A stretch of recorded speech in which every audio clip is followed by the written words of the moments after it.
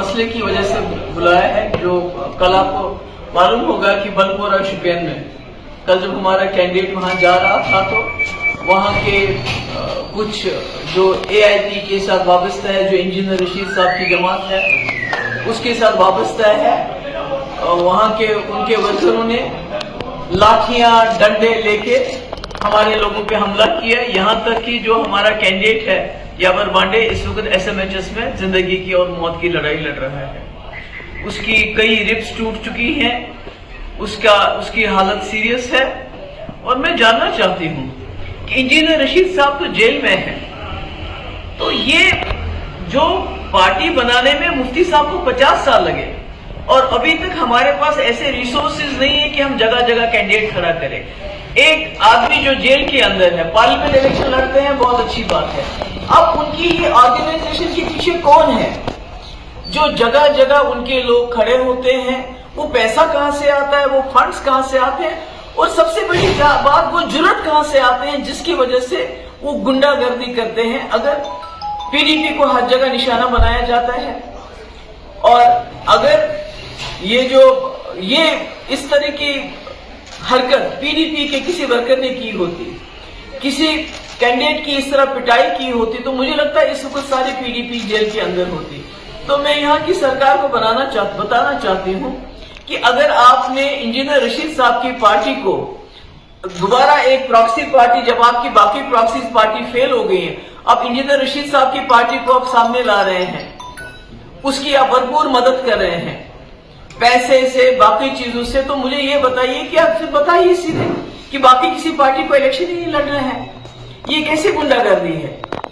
अगर कल हमारा कैंडिडेट यावर बांडे बलपोरा में चला गया है, जहां का आपका AIP का कैंडिडेट है राजा वही, तो उसके वर्करों ने इस तरह कातिलाना हमला कैसे जुर्रत की हमारे कैंडिडेट पे करने की, और अभी तक कार्रवाई क्यों नहीं हुई? अभी तक वो लोग जेल में क्यों नहीं है? तो मैं लोगों को भी खबरदार करना चाहती हूँ कि प्रॉक्सी पार्टीज के इसमें मत आइए।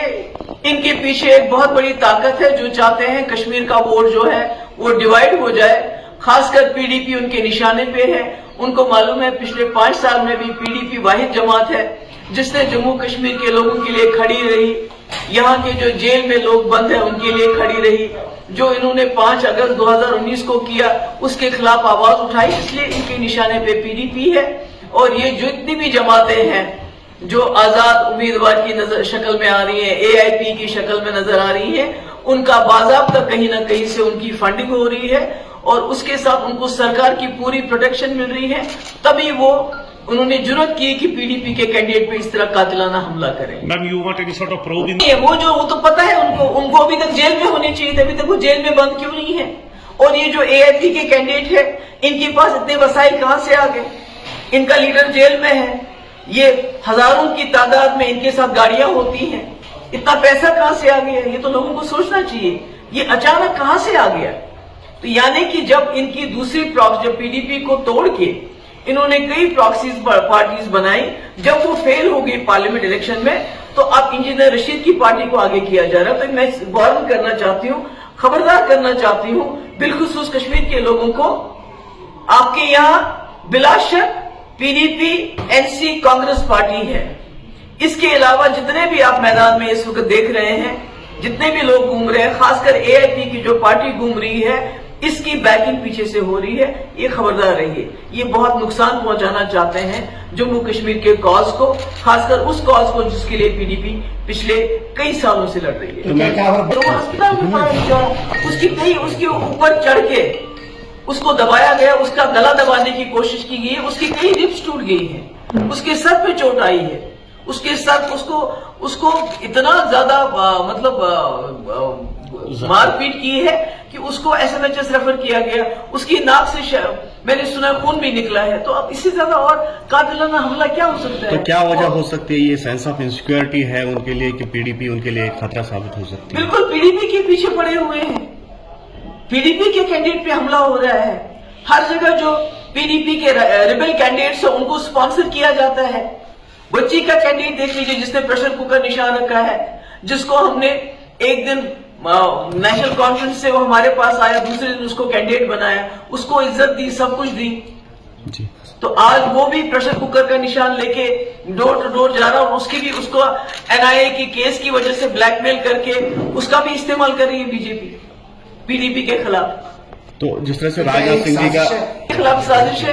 ان کو معلوم ہے کہ PDP اگر طاقت میں آ گئی تو وہ دلی کے ڈکٹیٹرز کو نہیں مانے گی. راجناتھ سنگھ جی کا بھی یہ بیان آیا ہے کہ PDP دیکھیے میں تو بار بار کہتی ہوں کہ BJP سرکار کے ساتھ حکومت بنانے کے باوجود میں نے 12,000 نوجوانوں کے FIR واپس لیے جبکہ اس کو سٹون پیلٹنگ پیک پہ تھی. دن میں کوئی جگہ نہیں تھی جہاں پتھراؤ نہیں ہوتا تھا مگر میں نے واپس لے لی.